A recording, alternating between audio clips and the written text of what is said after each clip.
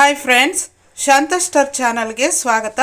ಇವತ್ತು ನಾನು ಕೊಬ್ಬರಿ ರೈಸ್ ಮಾಡೋದು ಹೇಗೆ ಅಂತ ತೋರಿಸ್ಕೊಡ್ತಾ ಇದ್ದೀನಿ. ತುಂಬ ಈಸಿಯಾಗಿ ತುಂಬ ರುಚಿಯಾಗಿ ಇರುವಂತಹ ಕೊಬ್ಬರಿ ರೈಸ್ ಫ್ರೆಂಡ್ಸ್. ಈ ಕೊಬ್ಬರಿ ರೈಸನ್ನು ನೀವು ಒಂದು ಸಲ ಟ್ರೈ ಮಾಡಿ ನೋಡಿದರೆ ನಿಜವಾಗ್ಲೂ ಮತ್ತೆ ಎಂದೂ ಬಿಡೋದಿಲ್ಲ, ಅಷ್ಟು ರುಚಿಯಾಗಿರುತ್ತೆ. ತುಂಬ ಈಸಿಯಾಗಿದೆ, ತುಂಬ ಇಂಗ್ರೀಡಿಯೆಂಟ್ಸು ಬೇಕಾಗಿಲ್ಲ, ಅಷ್ಟೇ ಸುಲಭವಾಗಿ ನೀವು ಕೊಬ್ಬರಿ ರೈಸನ್ನು ತಯಾರು ಮಾಡ್ಕೋಬೋದು ಮನೆಯಲ್ಲಿರುವಂತಹ ಇಂಗ್ರೀಡಿಯೆಂಟ್ಸಿಂದನೇ. ಹಾಗಾದರೆ ಈ ಕೊಬ್ಬರಿ ರೈಸ್ ಮಾಡೋದು ಹೇಗೆ ಅಂತ ನೋಡೋಣ ಬನ್ನಿ ಫ್ರೆಂಡ್ಸ್. ಕೊಬ್ಬರಿ ರೈಸ್ ಮಾಡೋಕ್ಕೆ ಮೊದಲು ನಾವು ರೈಸನ್ನು ಮಾಡಿಟ್ಕೋಬೇಕು. ಸ್ವಲ್ಪ ಪುಡಿ ಪುಡಿಯಾಗಿರಬೇಕು, ರೈಸು ಚೆನ್ನಾಗಿರುತ್ತೆ ಕೊಬ್ಬರಿ ರೈಸ್ಗೆ ಪುಡಿ ಪುಡಿಯಾಗಿ ಮಾಡಿಟ್ಕೊಂಡ್ರೆ. ಆನಂತರ ಸ್ವಲ್ಪ ಕಡಲೆ ಬೀಜನ ನಾವು ಹುರಿದಿಟ್ಕೊಳ್ಳೋಣ. ನಮಗೆ ಎಷ್ಟು ಬೇಕೋ ಅಷ್ಟು ಹುರಿದಿಟ್ಕೋಬೋದು. ಹುರಿದು ಇದನ್ನು ಸಿಪ್ಪೆ ತೆಗೆದು ನಾವು ದಬ್ಬೆ ಮಾಡಿ ಇಟ್ಕೋಬೇಕಾಗತ್ತೆ. ಹುರಿದಾಯಿತು ಕಡಲೆ ಬೀಜ. ಸ್ಟವನ್ನು ಆಫ್ ಮಾಡಿ ನಾನು ಸ್ವಲ್ಪ ಹಾರಲಿಕ್ಕೆ ಬಿಟ್ಟು ಇದನ್ನು ದಬ್ಬೆ ಮಾಡಿ ಇಟ್ಕೊಳ್ತೀನಿ, ಸಿಪ್ಪೆ ತೆಗೆದುಬಿಟ್ಟು. ಕಡಲೆ ಬೀಜನ ನೋಡಿ ಸಿಪ್ಪೆ ತೆಗೆದು ಈ ರೀತಿ ದಬ್ಬೆ ಮಾಡಿ ಇಟ್ಕೊಂಡಿದ್ದೀನಿ. ಈಗ ನಾವು ಅದೇ ಪಾನನ್ನು ಇಟ್ಕೊಂಡು ಆ ಪಾನ್ಗೆ ನಾವು ಸ್ವಲ್ಪ ಆಯಿಲನ್ನು ಹಾಕ್ಕೊಳ್ಳೋಣ. ಒಂದು 4 ಸ್ಪೂನಷ್ಟು ಆಯಿಲನ್ನು ಹಾಕ್ತಾಯಿದ್ದೀನಿ ಈ ಸ್ಪೂನಲ್ಲಿ.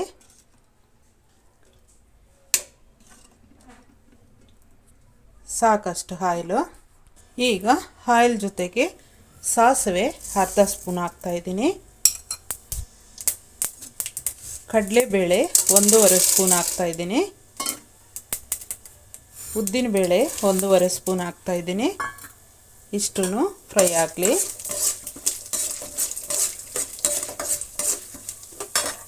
ಅದರ ಜೊತೆಗೆ ಅರ್ಧ ಸ್ಪೂನಷ್ಟು ಜೀರಿಗೆನ ಸೇರಿಸ್ತಾ ಇದ್ದೀನಿ, ಫ್ರೈ ಆಗಲಿ.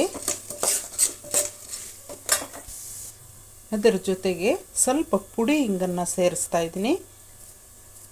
ಸ್ವಲ್ಪ ಆದರೆ ಸಾಕಷ್ಟು ಪುಡಿ ಹಿಂಗು.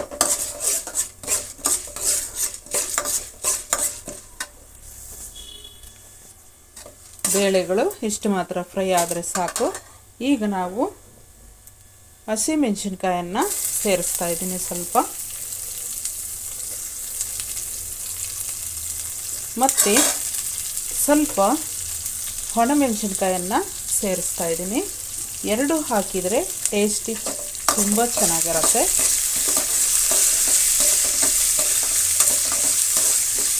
ಫ್ರೈ ಆಗಲಿ. ಈಗ ನಾವು ಸ್ವಲ್ಪ ಗೋಡಂಬಿನ ಸೇರಿಸ್ತಾ ಇದ್ದೀನಿ. ನೀವು ಜಾಸ್ತಿ ಬೇಕಂತಂದ್ರೂ ಕೂಡ ಹಾಕ್ಕೋಬೋದು ಗೋಡಂಬಿನ. ಕಡಲೆ ಬೀಜ ದಬ್ಬೆ ಮಾಡಿರೋದನ್ನು ಹಾಕ್ತಾ ಇದ್ದೀನಿ. ಇಷ್ಟೂ ಫ್ರೈ ಆಗಲಿ.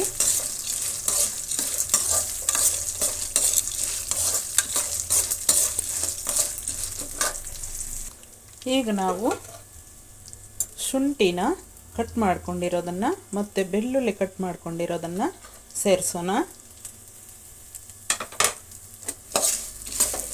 ಇದು ಕೂಡ ಸ್ವಲ್ಪ ಫ್ರೈ ಆಗಲಿ. ಈಗ ನಾವು ಕರಿಬೇವಿನ ಸೊಪ್ಪನ್ನು ಸ್ವಲ್ಪ ಸೇರಿಸ್ತಾ ಇದ್ದೀನಿ. ಫೈನಲ್ ಆಗಿ ನಾನು ಕರಿಬೇವಿನ ಸೊಪ್ಪು ಸೇರಿಸ್ತಾ ಇರೋದು, ತುಂಬ ಬಾಡಿಸ್ಬಾರ್ದು ಕರಿಬೇವಿನ ಸೊಪ್ಪನ್ನು.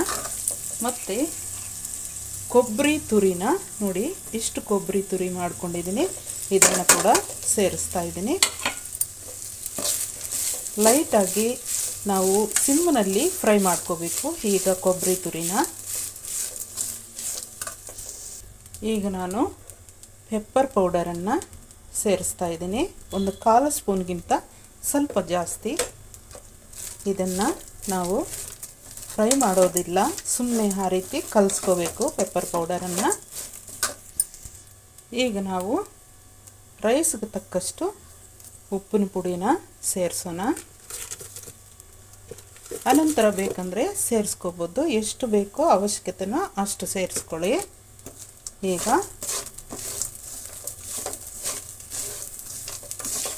ಒಗ್ಗರಣೆ ರೆಡಿ ಆಯಿತು. ಈಗ ನಾವು ರೈಸನ್ನು ಸೇರಿಸೋಣ. ಸಿಮ್ಮನ್ನು ಫುಲ್ ಡೌನ್ ಮಾಡ್ಕೊಂಬಿಡಿ. ರೈಸನ್ನು ಸೇರಿಸೋಣ.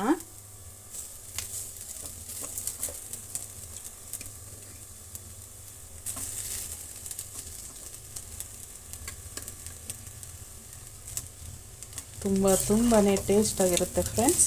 ಈಗ ಸ್ಟವನ್ನು ಆಫ್ ಮಾಡ್ತಾ ಇದ್ದೀನಿ. ರೈಸು ಎಷ್ಟು ಅವಶ್ಯಕತೆ ಇರುತ್ತೋ ಅಷ್ಟನ್ನು ನಾವು ಸೇರಿಸ್ಕೊಂಡು ನಾನು ಎಲ್ಲೋ ಸ್ವಲ್ಪ ಮಿಕ್ಕಿಸ್ತೀನಿ. ಎಲ್ಲನೂ ಕೂಡ ಸೇರಿಸಿ ನಾನು ಫ್ರೈ ಮಾಡ್ತೀನಿ.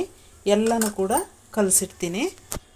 ಕೊಬ್ಬರಿ ರೈಸ್ ರೆಡಿ ಆಯಿತು ಫ್ರೆಂಡ್ಸ್. ಎಲ್ಲ ನೀಟಾಗಿ ಕಲಸಿಟ್ಟಿದ್ದೀನಿ. ಒಳ್ಳೆ ಟೇಸ್ಟ್ ಬರ್ತಾಯಿದೆ, ಒಳ್ಳೆ ಘಮ ಬರ್ತಾಯಿದೆ. ನಾನು ಸ್ವಲ್ಪ ಸ್ಪೂನಲ್ಲಿ ತೆಗೆದುಕೊಂಡು ಬಾಯಿಗೆ ಹಾಕ್ಕೊಂಡು ನೋಡಿದೆ, ಬಹಳ ಟೇಸ್ಟ್ ಇದೆ ಫ್ರೆಂಡ್ಸ್.